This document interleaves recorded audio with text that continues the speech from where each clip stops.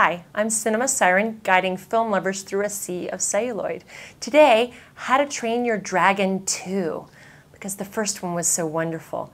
And we're going to talk to the delicious, the very kind and wonderfully articulate Djimon Hounsou about his role as Drago and about his change in a decision he made a long time ago to not do something that now he wants to do. Stay tuned. Being in How to Train Your Dragon 2 and playing the character, when you decided to be in it vocally, how did you decide how to create the voice? Well, first of all, I think well, the offer came in, and I was extremely pleased to stretch myself, as one would say, and try it out. But more importantly, I think it's the name of the character that sort of like shook me. Like Drago Bludvist. I mean, I was like, wow, what a name! What a great name! So immediately from there, I started, the name was like sort of like taking me to places, and I started to, search what would be, a man who, in most times, try to indoctrinate dragons so that he can indirectly control mankind. I mean, what must be his life among dragons? Because that's, he just lives with dragons. He's almost like a dragon himself, but I mean, a dragon that hates dragons. Right. Well, we've all lived in a place like that at one point. Indeed. Did you think in terms of what connected you to the character, and did you create a backstory for the character? Because he's so mysterious. He's the stranger. He's as mysterious as dragons are, in a way. I've always loved dragons. I myself, the sign of a dragon, Chinese astrology for that matter. But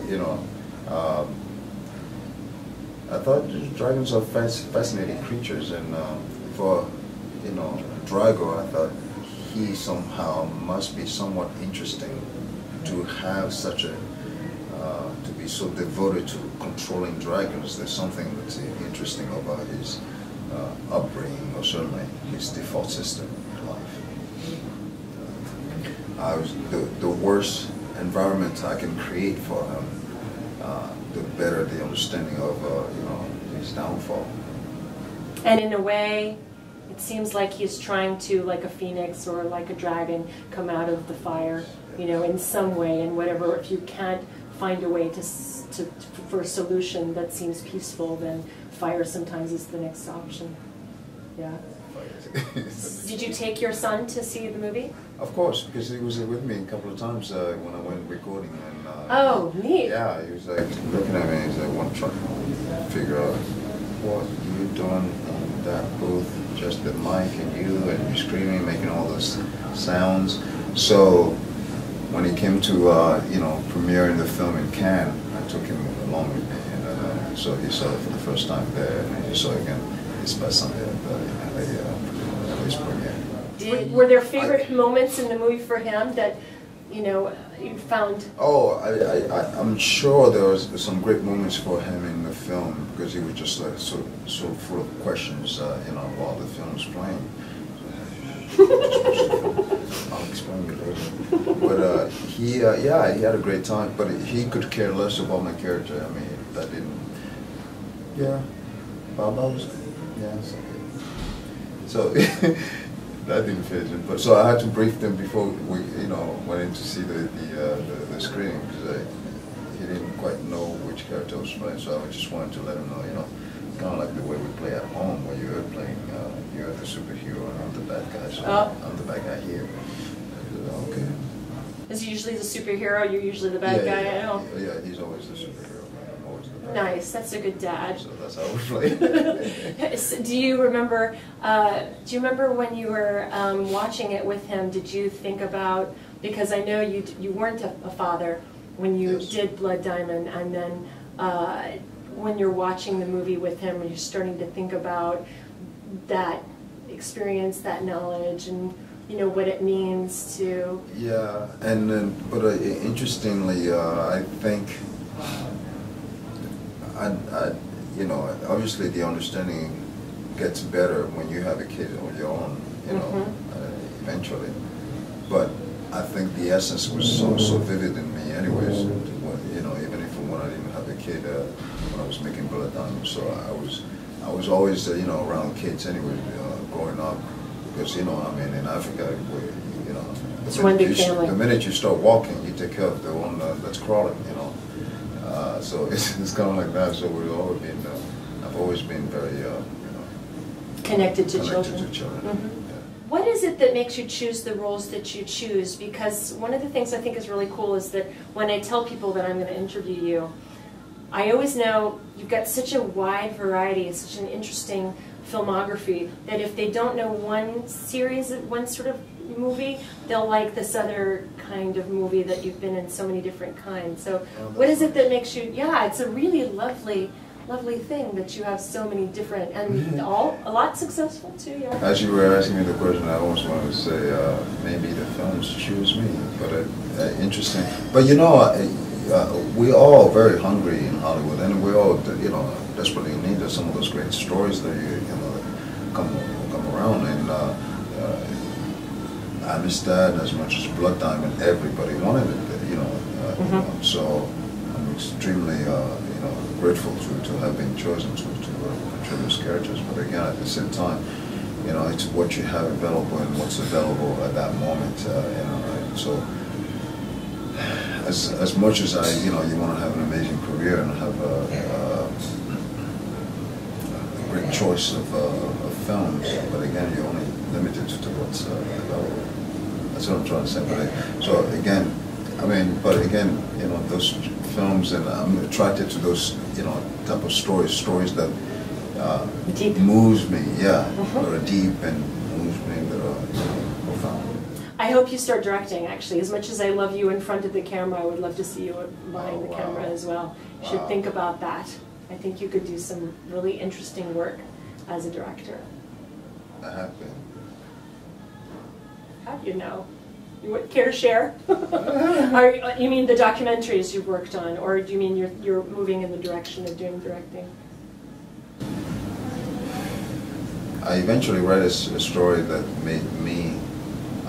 I've always said that I didn't want to direct. I've always said that it was such a headache to direct because you had to be in so much control, so many departments, and you know, it's your vision.